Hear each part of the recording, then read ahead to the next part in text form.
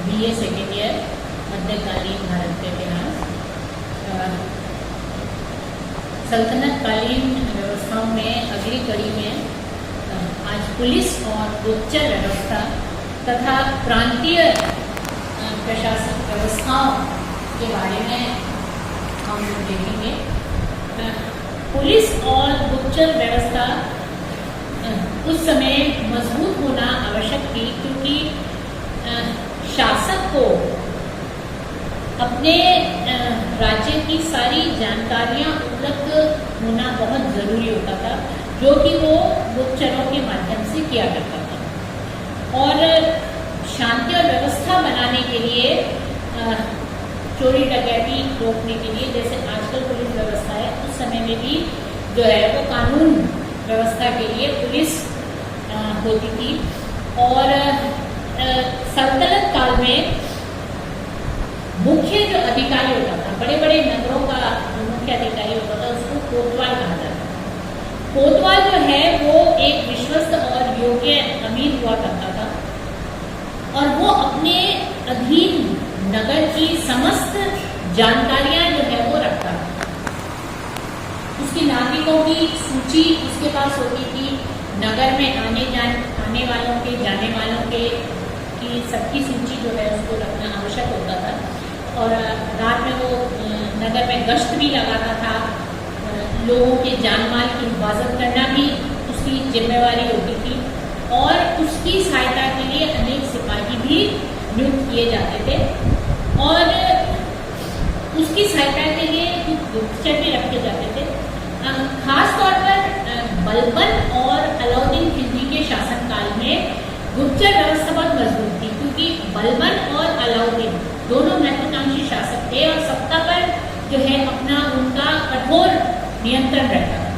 इस कारण से जो है उन्होंने सब जगह गुप्तचर लगा रखे थे, जिससे कि वो गुप्तचर सक्रिय रहते थे और राज्य में क्या हो रहा है, अमीर क्या कर रहे हैं, जनता में उनके प्रति क्या सोच है, कहीं पर कोई षड्यंत्र तो नहीं हो रहा है, या राज्य के या शासक के प्रति विद्रोह की भावना नहीं है।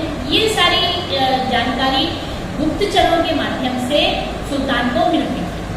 गुप्तचर जो है वो उस समय मुनहिस कहा जाता था, और उसके अधिकारियों को बरीद नाम से पुकारा जाता था। और इन गुप्तचरों के जाल से पूरे राज्य में गुप्तचरों का जाल फैला हुआ था। गुप्तचर अनेक तरह से काम करते थे। वो सामान्य नागरिक का कभी रूप धर लेते थे, कभी व्यापारी का रूप धर लेते थे। किसी पर्टिकुलर अमीर या अधिकारी के घर में उनको जानकारी देनी होती थी, तो उस घर के सेवक बन के चले जाते थे। तो अनेक रूपों में गुप्त रूप से जो है वो सूचनाएं एकत्रित की जाती थी, और ये सूचनाएं जो है वो शासक तक जाती थी। इससे सुल्तान को ये ध्यान रहता था कि प्रत्येक नगर में, प्रत्येक स्थान पर क्या हो रहा है, अधिकारी क्या काम कर रहे हैं, और जो है वो कहीं पर किसी प्रकार का असंतोष तो जो है वो विकसित नहीं हो। ये गुप्तचर व्यवस्था जो है उस समय बहुत ही सुदृढ़ थी। फिर इसके साथ साथ प्रांतीय जो प्रशासनिक व्यवस्था थी वो जुड़ी हुई थी। और पहले तो प्रारंभ में शासन की दृष्टि से दिल्ली सल्तनत जो है वो प्रांतों में बटा हुआ था। प्रांत को उस समय जो है वो इक्ता या विलायत कहा जाता था। ये एक लैंड का डिवीजन था, राज्य और उसके बाद इक्ता, अलग अलग इक्ताओं में बटावा होता था। और इनकी संख्या जो है वो घटती बढ़ती रहती थी। कभी इक्ता बढ़ जाते थे, कभी जो है वो घट जाते थे। इक्ता का जो मुख्य अधिकारी होता था वो मुफ्ती कहा जाता था, और सुल्तान स्वयं जो है वो मुफ्ती की नियुक्ति किया करता था। अब वो सुल्तान मुफ्ती जो होता था वो सुल्तान की कृपा दृष्टि पर निर्भर होता था, और सुल्तान ही उसको अपदस्थ कर सकता था, दंडित कर सकता था, स्थानांतरित कर सकता था। अपनी मर्जी से उसको लगाता था, मर्जी से हटाता था। कहने का मतलब ये कि मुफ्ती का उत्तरदायित्व सिर्फ और सिर्फ सुल्तान के प्रति होता था, और वो सुल्तान की इच्छाओं की के अनुरूप कार्य करता था। इक्ता जो है वो भी कई प्रकार के होते थे, या हम ये कहेंगे कि मुख्य रूप से 3 प्रकार के होते थे। पहला जो है जो निकटवर्ती इक्ता कहते थे, जो कि राजधानी के आसपास होता था, मुल्तान, पंजाब, गोवा, ये बहुत खास जो होते थे और बहुत विश्वस्त अमीरों को ये जो है इक्ता दिया जाता था।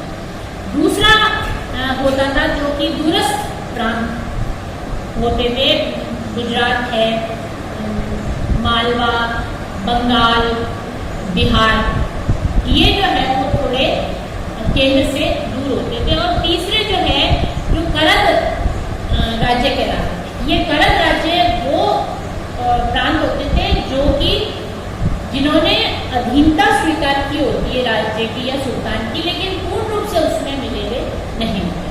तो 3 तरह के जो है ये प्रांत, या हम ये कह सकते हैं कि इक्ता होते थे। और इक्तेदार को वो सारे अधिकार प्राप्त होते थे जो कि सुल्तान को होते थे। कहने का मतलब ये है कि इक्तेदार सुल्तान का एक मिनिएचर या छोटा रूप होता था। इक्ता जो है वो उपाधि धारण नहीं कर सकता था, क्योंकि वो सुल्तान के अधीन होता था, तो उपाधि वो नहीं ले सकता था। बाकी उसके पास सारे अधिकार इक्ते के अंदर होते थे। इक्तेदार का प्रमुख काम क्या क्या होते थे? सबसे पहला उसका काम होता था कि इक्ते में शांति, कानून व्यवस्था बनाए रखना। ये सबसे प्राइमरी जो है वो कार्य उसका, कि किसी प्रकार की कोई विद्रोह नहीं है, तो कानूनी व्यवस्था न मिले, तो शांति, कानून और व्यवस्था बनाए रखना। दूसरा उसका मेन काम होता था वो क्या था? राजस्व वसूल करना। ये एक उसकी बहुत बड़ी जिम्मेवारी। तीसरा काम था प्रशासनिक व्यय जो होते, जब क्योंकि वो सारे कार्य करता था, प्रशासनिक अधिकारी होता था, तो जितना भी प्रशासनिक कार्य में पैसा खर्च होता था उसका लेखा जोखा तैयार करके वो पैसा खर्च करना, और उसके बाद अगर पैसा बचता था तो उसको केंद्रीय राजकोष में जमा कराना। फिर इसके साथ साथ उसकी और जिम्मेवारियां थे, एक तो न्याय जो है वो लोगों को प्रदान करना और इक्ता की सुरक्षा करना। ये कुछ उसके जो है वो मुख्य काम थे जो कि इक्तेदार द्वारा किए जाते थे। और वो उसकी मदद के लिए जो है सेना भी होती थी, इक्तेदार के पास खुद के सैनिक होते थे, क्योंकि प्रशासनिक कार्य करने के लिए जो है उसको सैनिकों की आवश्यकता होती थी, तो उसके पास जो है वो सेना भी होती थी। फिर इक्तेदार को इस्लामिक कानून की रक्षा करना, फिर न्यायालय के निर्णयों को क्रियान्वित करना, नए नए शासन प्रबंध करना, राजमार्ग को सुरक्षित करना, व्यापार वाणिज्य को बढ़ावा देना, जनता की उन्नति के प्रयास करना, ये सारे कार्य जो है इक्तेदार द्वारा किए जाते हैं। बस वो युद्ध का कोई कार्य सुल्तान की अनुमति के बिना नहीं कर सकता। अगर उसको किसी पड़ोसी राज्य से या किसी क्षेत्र से युद्ध करना है तो उसकी अनुमति जो है वो राजा से लेनी पड़ती, सुल्तान से लेनी पड़ती। और ये इट गोज विदाउट सेइंग, या ये जो है वो स्वाभाविक है कि इक्तेदारों की नियुक्ति जो है वो राजा अपने विश्वास पात्रों को करता था, क्योंकि उसके द्वारा इक्ते का नियंत्रण जो है वो सुल्तान का इक्तेदार के द्वारा हुआ ही होता था।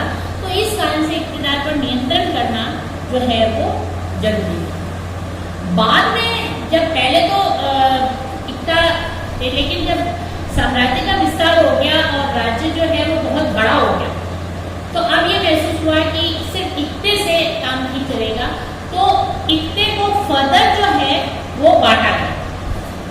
और उसको बांटने के बाद जो है वो इक्ते को शिकों में बांटा गया, और इसका जो अधिकारी होता था शिक का, वो शिकदार कहलाता।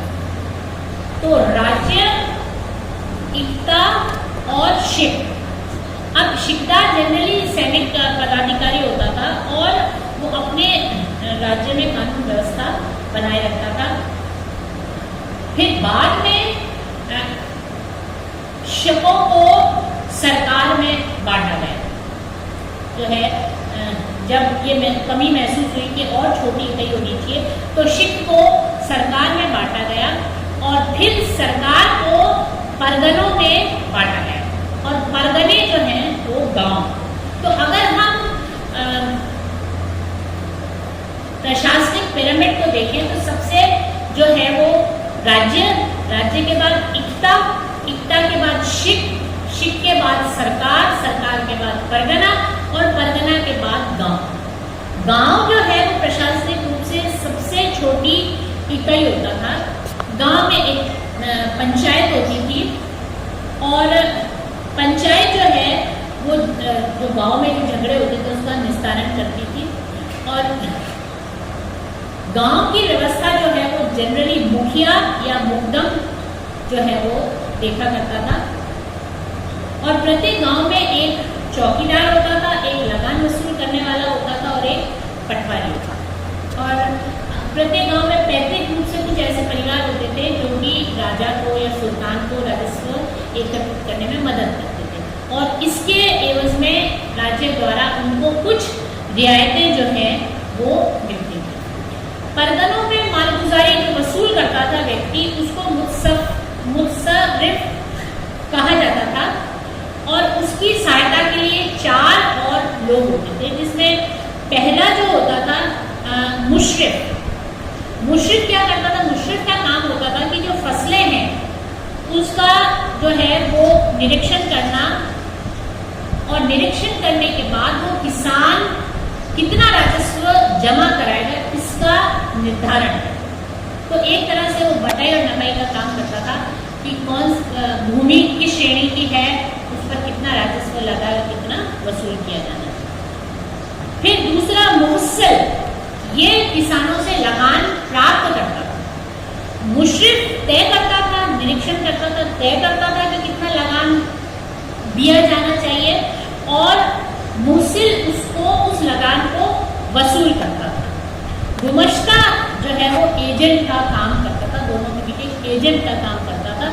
और सरहंग, सरहंग जो है वो चपरासी का काम करता था। तो इस तरीके से जो है वो छोटे से छोटे अधिकारी को भी अपना कार्य करने के लिए उसके पास जो है वो लोग थे, और इस तरीके से जो है वो राज्य से लेकर गांव तक का प्रशासनिक ढांचा जो है सुचारू रूप से चलाया जाता है।